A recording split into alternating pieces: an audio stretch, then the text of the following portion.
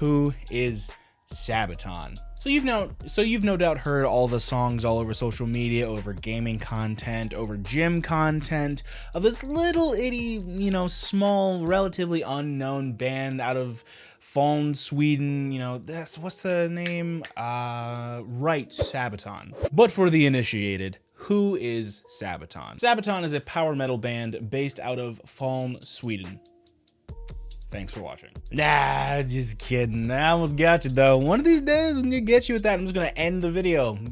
Maybe, you know what? Not gonna say anything but April Fool's Day video. Who knows? We'll see. Anywho's, as well, like I just said, they are a band out of Sweden. But again, like any Who Is video that I've done on the channel so far, so like all 4 of them, including this one, they are so much more than just a band out of Sweden. They're often referred to as one of the big 4 metal bands in Europe, alongside of Halloween, Dragon Force, and Blind Guardian.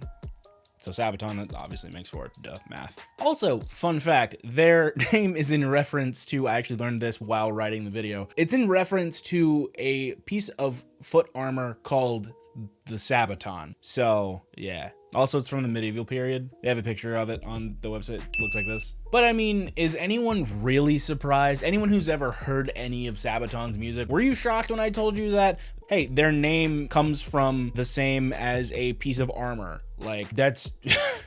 You couldn't really pick a more fitting name for the fact that Sabaton make all of their music about war, warfare, acts of heroism with the side of war. Like, that's kind of their whole shtick, the whole MO. When I saw that, I'm like, oh yeah, no, actually that makes perfect sense. It would have been weird if it was something else, to be completely honest with you. So, Sabaton, as a band, has been around for, wait, when did they start? 1999, seriously.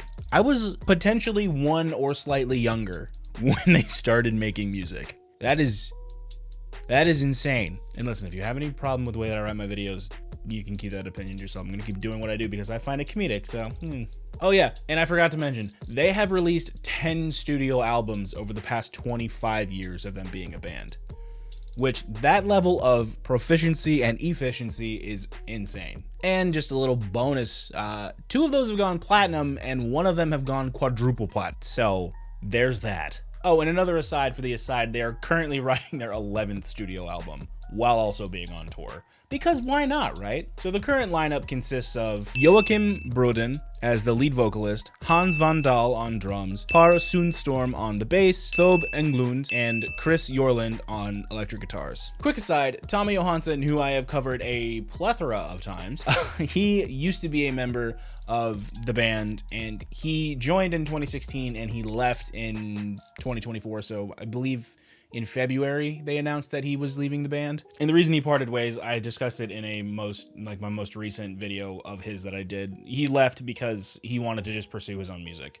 So, and it seems like every band member that has been a part of the band but has left, they all seem to leave on like really good terms. I'll discuss how that's like kind of a little bit evident later on in the video, but interesting to know, because usually when people leave bands, it's like really messy. But like I said, Sabaton as a whole, they pretty much make the quintessential power metal music, but all in all, they don't actually stick to one genre. In fact, they quite literally refuse to be defined by one genre. Like, they have made songs in all styles of music. And yes, when I say all, I mean even ballads. Power metal's over here, ballads are over here. They're just like, let's do some of that. Why not? We'll have fun. But that's one of the reasons why I personally love Sabaton so much, because they don't stick to one genre. They do all sorts of music and they do it at the absolute highest level possible. And every song is so different, but also at the same time still so great, and each one has its own qualities that make it fantastic. And they don't feel the need to make songs that sound the same, and that's awesome.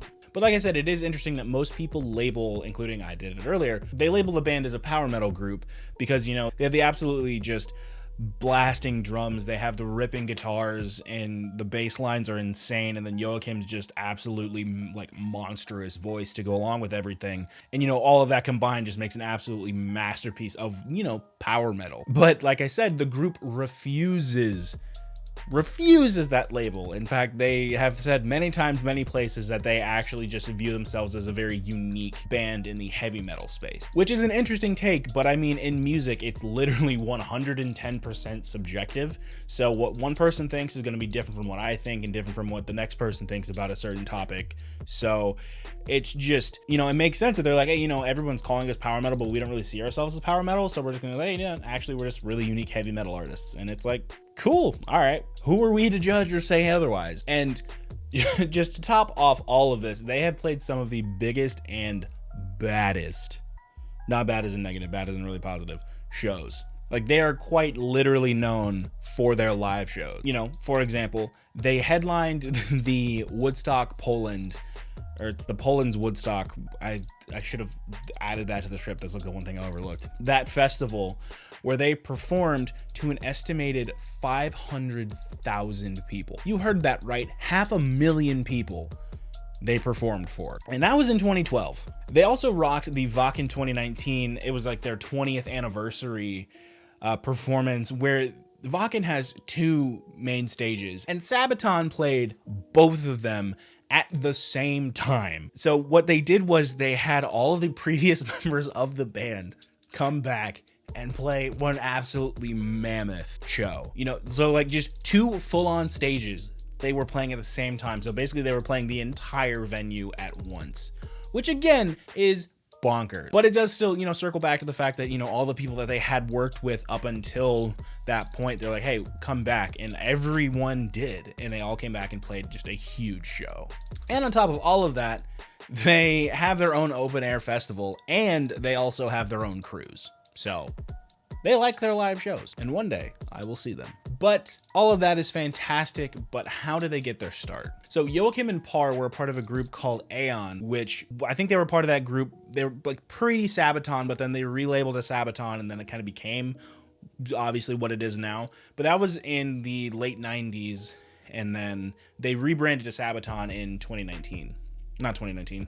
2000. So when all of that was happening, they recorded, Sabaton as a group recorded one song. They recorded one song in studio, and they got approached by multiple record labels after they had recorded that, which is like hearing of that happening like nowadays would be absolutely unheard of. And a lot of times it's actually kind of true in the entertainment industry, where it's a combination of talent and luck to be able to make it in any form of entertainment. And like obviously music is absolutely no different, and it's so competitive. Like, it's competitive nowadays, and it was just as competitive, if not more so, back then, because you could only make it if you had a label. There was really no such thing as being an independent artist back then. So the fact that they were approached by multiple record labels after they recorded one song is insane. And their very, very, very, very first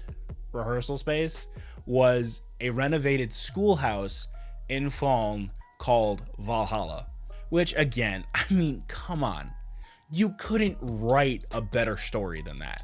A band that would go on to be known as one of the biggest power metal bands, or biggest, heavy metal bands in Europe, that writes song about war, warfare, history, all of that sort of stuff, got their start, and their first rehearsal venue was a renovated school named Valhalla. Literally a school where people learn about history, and Valhalla, the Norse warrior afterlife. Like, I mean, come on. It's just too perfect. It is too perfect. But after recording that first song, they signed with an Italian label called Underground Symphony, and the rest is quite literally history. All pun intended. But that was Who Is Sabaton. I hope you absolutely did all enjoy. I really, really enjoy making this series because I get to learn more about bands that I love or artists that I might not really know that much about. I get to just dig in, get my hands dirty doing some research and writing basically what is a research paper on them, but I don't have to cite any sources, and that is great, and do quotations and proper stuff like that. But anyways, everything that I have referenced and resourced will be down in the description down below.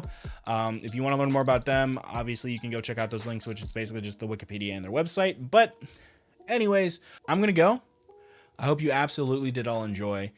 And if you have a band that you would like me to do a Who Is video, or I know I floated the idea of doing a Who Is Dimash Part 2, so that might be coming up sometime in the near future.